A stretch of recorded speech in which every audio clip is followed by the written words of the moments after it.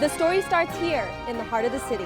We continue to follow the ongoing developments. The student group is the first to take on such a project. Everyone is waiting for a vote on the bill. The team is winning at a record-breaking pace. It's an issue for residents here and around Boston. The story is coming up on Suffolk U News.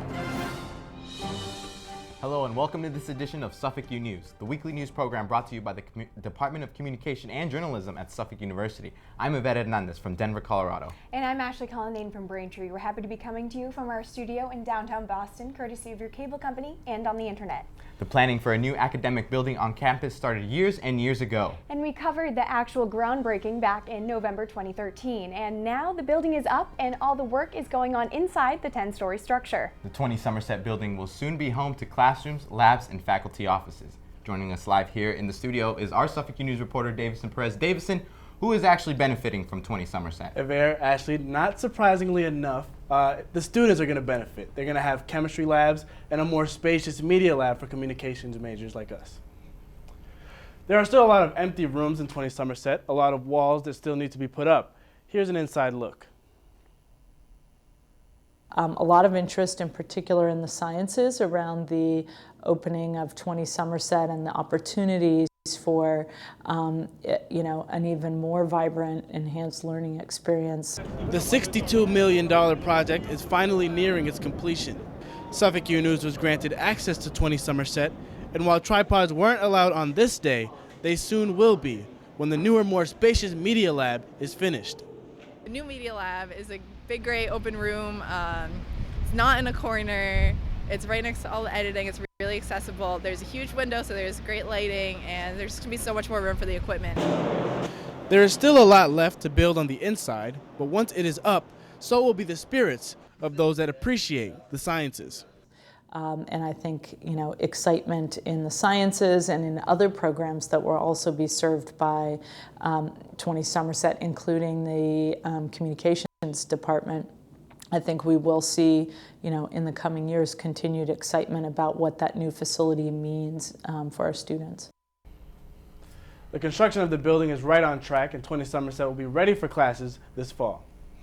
Ashley, this is just the latest of moves that this university is making. Donahue and Archer are both anticipated to be sold for $45 million. It's going to be interesting to see whether or not that number increases or decreases over time. Right, exactly. So the Beacon Hill Civic Association had told us before that the Donahue and Archer buildings may be transformed into residential apartments or community centers or something like that. Thank you, Davison. University leaders hope the new building will increase enrollment at Suffolk University. We now know the search for a new Suffolk president is down to just 3 people. We just don't know yet who those people are. The chairman of the search committee reported to the university community earlier this week that the 3 finalists for the top spot will each visit campus the week of May 4th. That's also when their names will be announced. It is known that each has experience as university presidents. And we'll update our Facebook page with the names of the finalists. Just go to Facebook and search Suffolk U News, or online you can go to suffolkunews.wordpress.com. Again, that web address is suffolkunews.wordpress.com. Suffolk Student Environmental Club is aiming to prevent Suffolk from accepting money from the Koch Foundation. The movement began with a website showing just how much money schools across the country are accepting from the Koch brothers. Leaders of the club believe the way the money is being used here needs a review.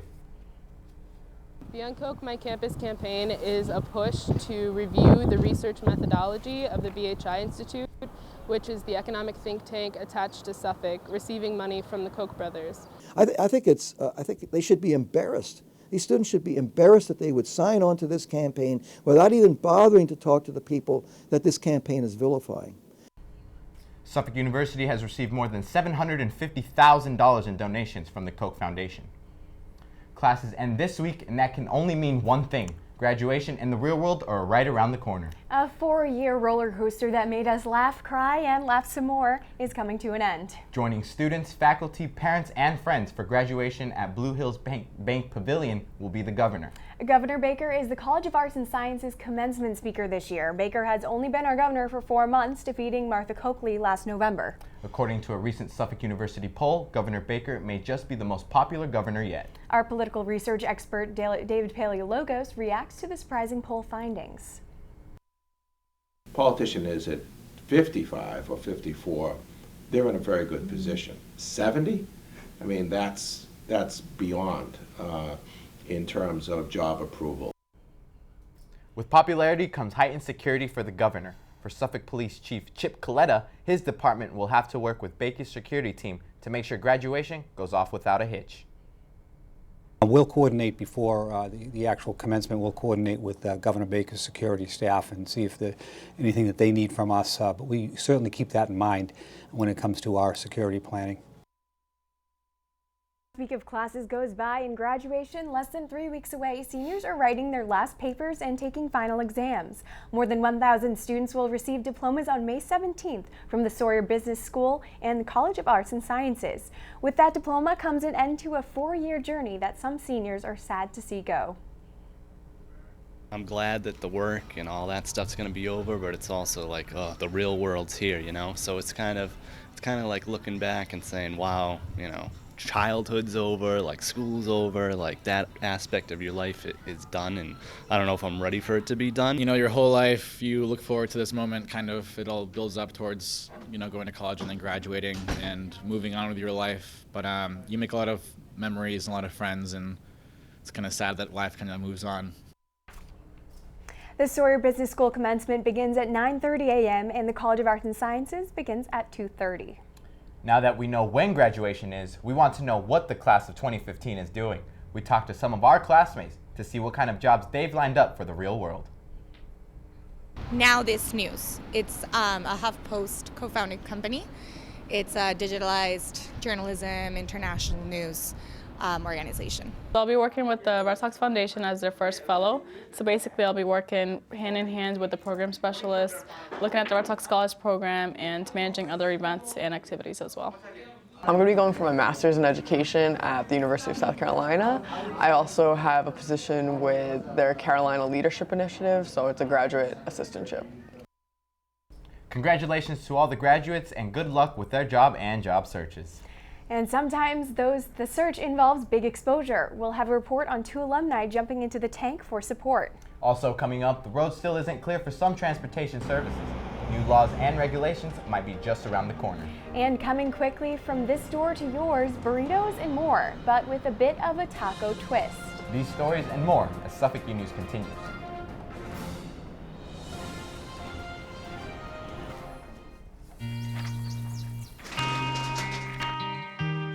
I've got a job to do today. I've got a job to do today.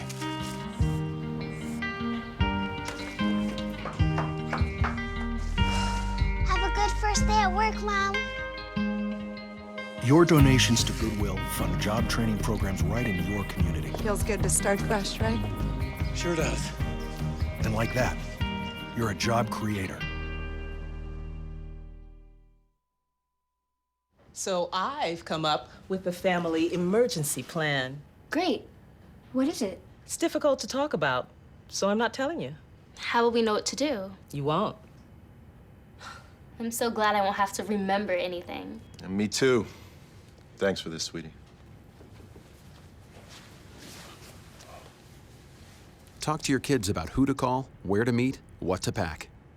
Visit ready.gov/kids for tips and information. Governor Charlie Baker is pushing for an MBTA overhaul. In his new proposal, Governor Baker focuses on fares. Baker wants to lift the cap on fare increases, but doesn't have an immediate plan for a subway and bus price hike. He also wants to create a fiscal control board to oversee the T. The public will eventually get a chance to weigh in at hearings that have not yet been scheduled. There's another bill on the table from Governor Baker. This proposal would require all drivers of ride-sharing services to undergo criminal background checks. Smartphone app companies like Uber and Lyft would also be required to carry a minimum of $1 million of insurance on every ride they offer. Uber issued a statement earlier this week asking customers to support the bill. Defense attorneys for marathon bomber Dzhokhar Tsarnaev continue to place the blame on his dead brother Tamerlan for the bombings. The defense called 8 witnesses to the stand Tuesday to try and convince the jury Tamerlan was the mastermind behind the deadly events. Tamerlan's former boxing coach says Dzhokhar was like a puppy following his brother around the gym. The defense will continue with its arguments throughout the week. And as we await Joe Carcernaev's sentence, death penalty supporters may have solid reasoning. More than $26,000 go towards an inmate per year in a federal correctional prison. If Tsarnaev were to live until the age of 80, that means taxpayers will pay about $1.6 million on the marathon bomber's sentence. This estimate doesn't include the cost of his defense attorney's salaries, which can be anywhere from $10 to $20 million of taxpayers' money.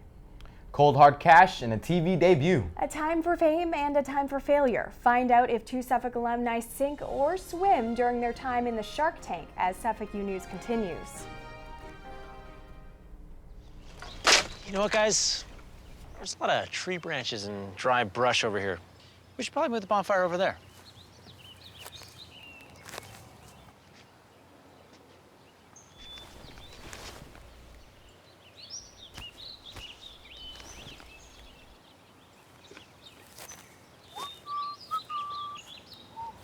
I'm guessing Smokey liked that idea.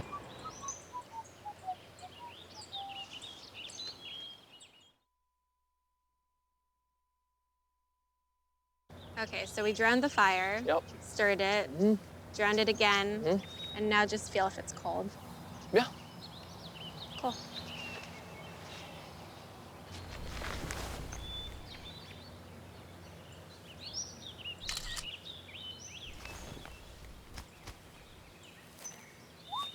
Smokey just gave me a bear hug.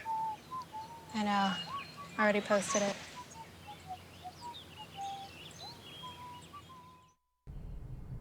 A Suffolk U alumnus hit the small screen pitching his startup company to investors on Shark Tank, the hit ABC show that matches businesses with backers.